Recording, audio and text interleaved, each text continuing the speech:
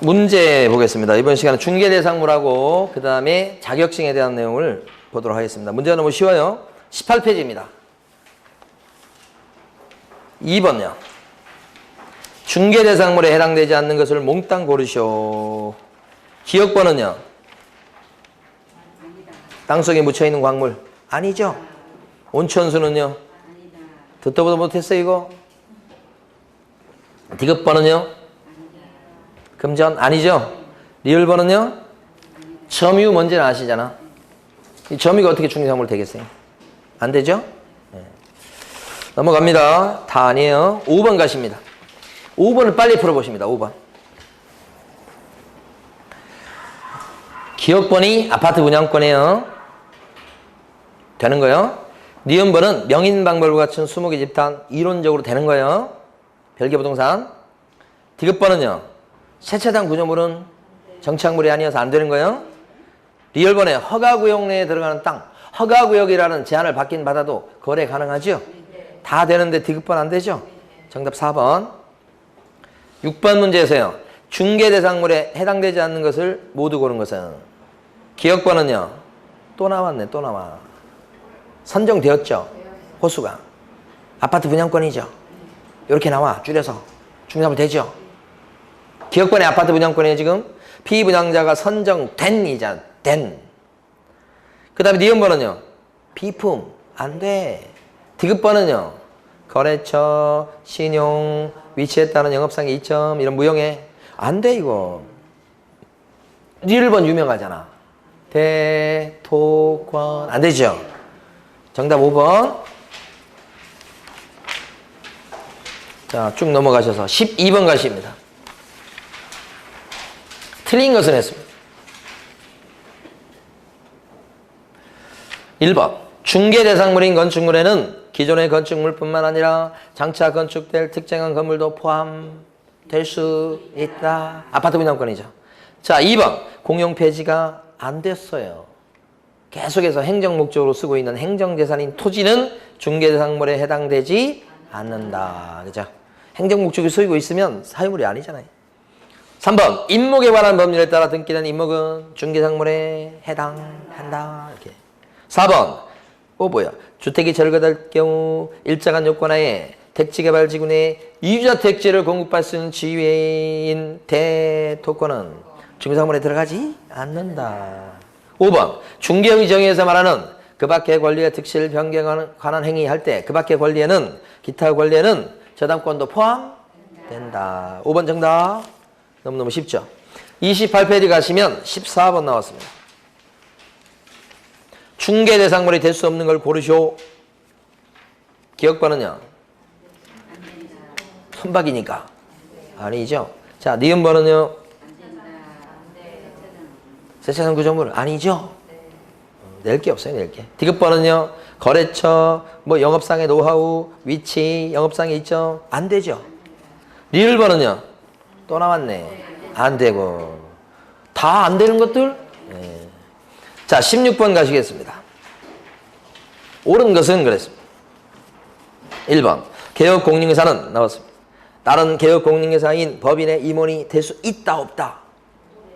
개공이 법인의 임원이 되면 이중소속 금지에 걸리죠? 안 되는 거예요, 그래서. 2번. 개업공인회사는 등록관청 관할구역 안에 여러 개의 중개사무소를 둘 수 있겠어요? 등록관청 관할구역 안에는 하나만 두는 건데. 3번. 공인중개사는 국토유통부 장관의 허가를 얻었을 때는 얻은 경우에 한해서는 그 자격증을 타인에게 양도할 수 있다. 무슨 이거 욕이 튀어나올 뻔했네. 4번. 입주권은 중개대상물이 될 수 없다. 될 수 없다지. 있다지, 있다. 입주권이라고 해놓으니까 약간 애매합니다. 그죠? 앞으로 이렇게 안 나올 겁니다. 아파트 분양권을 의미하는 것 같아. 그쵸? 그래서 입주권 이렇게 하면 좀 애매한다고. 자, 그 다음에 5번. 당사자가 무자격자에게 중개 의뢰하는 행위는 처벌 안 된다고 그랬죠, 아까? 안 된다. 틀렸고. 뭐야? 다시 한번. 옳은 것은 했는데 될 수 있다. 1번 틀렸고, 2번 틀렸고, 3번 틀렸고, 4번 고르라면 4번 골라야 돼요. 그렇죠? 고르라면 4번이라고. 왜요? 여기는 아파트란 말이 있긴 한데 입주권은 이제 철거민 입주권일 수도 있잖아요. 그러니까 이 출제자는 제가 볼 때는 철거민 입주권을 가지고 낸 것 같아. 그래서 이제 아마 이때 당시 답이 발표될 때 4번이 답이었을 거예요. 원래는. 근데 4번은 이제 이재가 들어갔지. 아파트 입주권 그러면 이게 뭐예요? 입주권 말고 아파트 분양권도 그럴 수 있지 않냐. 그래서 아마 다 정답으로 처리해 줬지. 그런 것 같아. 예. 근데 여러분 그러면 이걸 어떻게 해야 되겠어요? 이 아파트 입주권을 철거민 입주권으로 고쳐놓으시고 4번. 이렇게. 애매하죠 사실은? 예. 중개업을 될 수 없다. 철거민 입주권은 이렇게. 우리 밑에는 정답 없음으로 했네. 그때 당시 거기에 따라서. 자, 18번 문제 풀어보시고.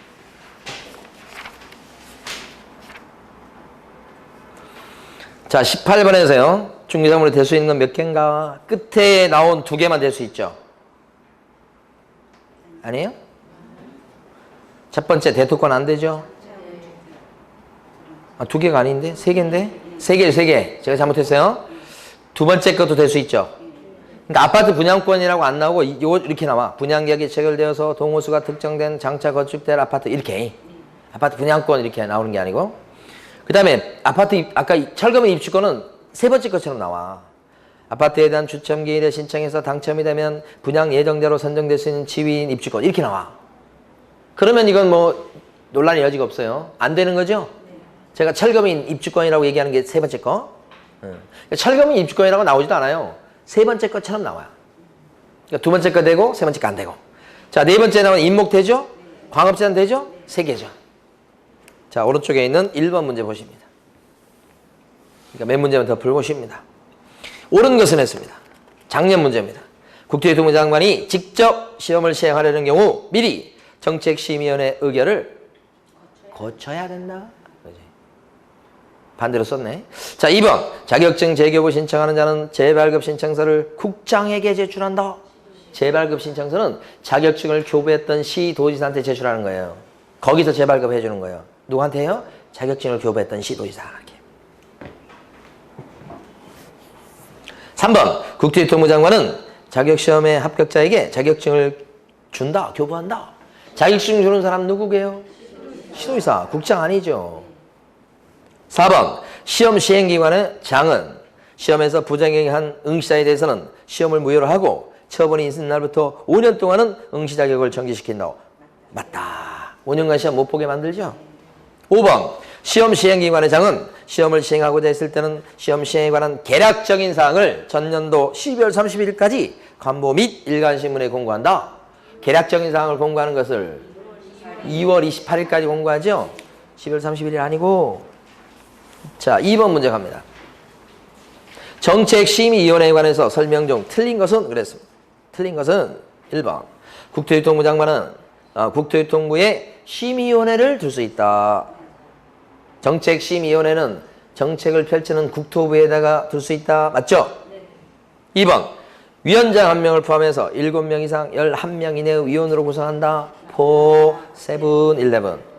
3번. 심의위원회 위원이 보통 교수들이요. 해당 안건에 대해서 자문을 했을 때는 심의위원회 심의 의결에서 어떻게 해요? 빠져야 되겠죠?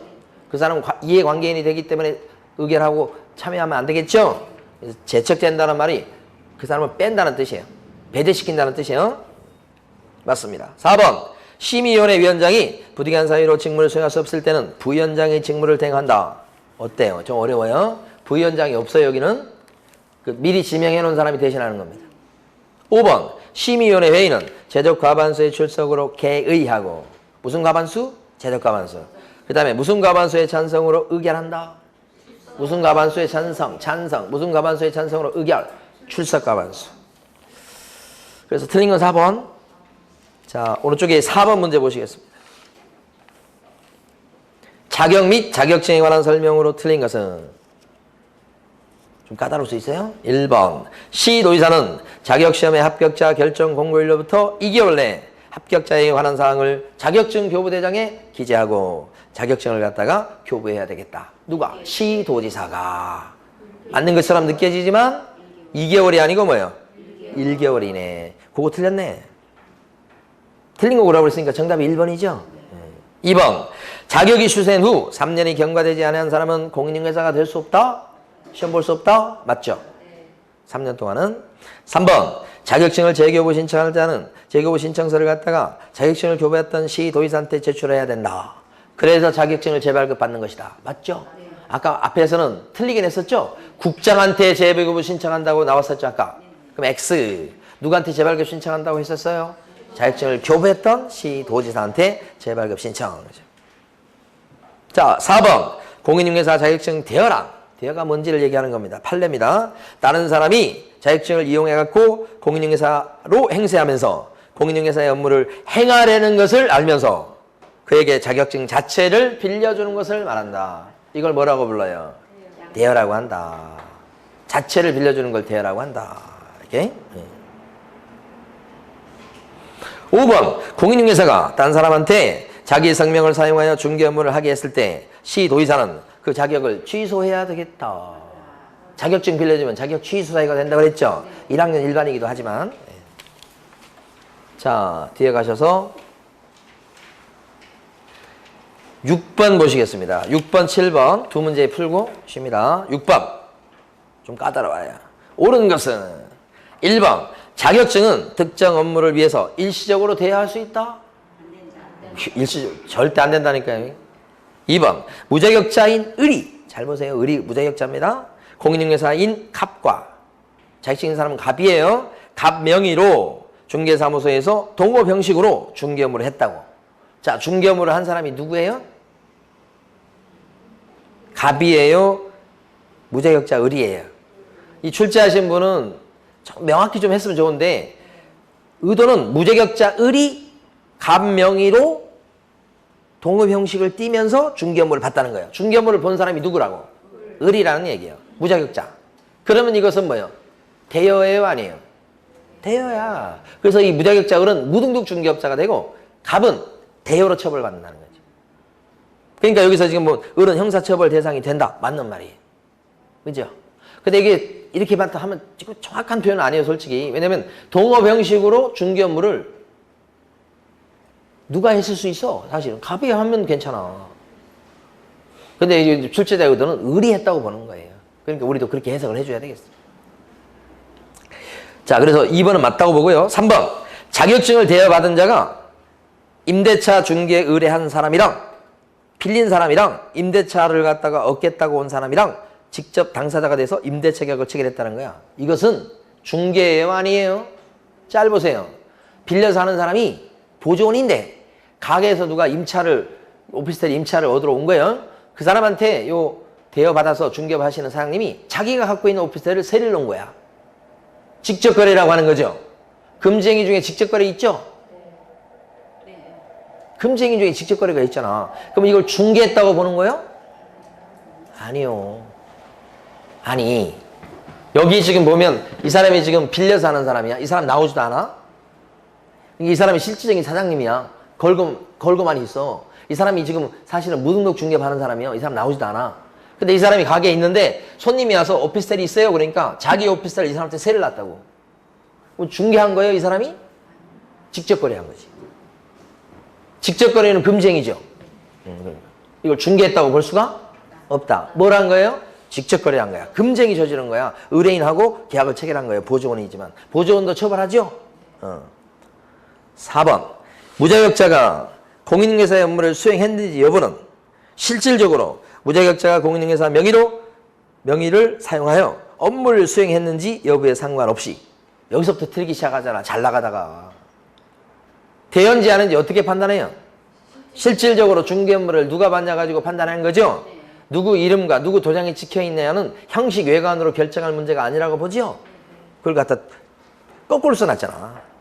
외관상 공인중개사가 직접 업무를 수행하는 형식을 취했는지 여부에 따라서 판단한다. 아니잖아. 외관이나 형식이 중요하지 않다고 그랬잖아요. 뭐가 중요해요? 실질적으로 중개 업무를 누가 받냐? 실질적으로 계약서를 누가 써줬냐? 이것 가지고 판단한다고 그랬잖아요. 그래서 이것도 틀렸죠. 5번. 이건 아직 안 배운 거지만 무자격자가 자신의 명함에다가 공인중개사의 명칭을 부동산 뉴스, 무자격자가 쓰는 거예요, 지금. 부동산 뉴스라고 그 상호 있고 그 직함에 대표라고 적어버린 거예요, 무자격자가. 그러면 이건 뭐예요? 부동산 상호가 있고 거기 대표라는 직함을 써버리면 어떻게 되는 거예요 이게? 공인중개사 아닌 사람이 공인중개사 명칭을 쓰게 되는 거예요. 이게. 그 공인중개사하고 유사한 명칭을 쓴 거예요. 그 유사한 명칭이 뭐예요? 대표. 그러니까 가 대표라는 명함 이렇게 직함을 쓰면 공인중개사 아닌 사람이 공인중개사하고 유사한 직함 명칭을 썼다고 해서 걸리는 거예요. 이거 1년 이하의 적이나 1천만 원의 벌금이요. 뒤에 나올 내용인데 지금 앞에 나오니까 여러분이 당황스러운 거야 이게. 다음 주에 나와요 이것도. 네. 그러니까 이 6번 문제는 좀 복합적인 문제예요 이것저것. 그래서 틀렸어요. 공인중개사와 유사한 명칭을 사용한 것이라고 볼 수 있다예요. 있다. 대표라고 쓴 것이 누가 쓴 것이요? 우자격자가. 그래서 옳은 것은 2번 하나밖에 없어요. 자, 마지막으로 7번 문제 풀어보십니다. 오른쪽에. 자, 옳은 걸 고르시오 했습니다. 기억번은요.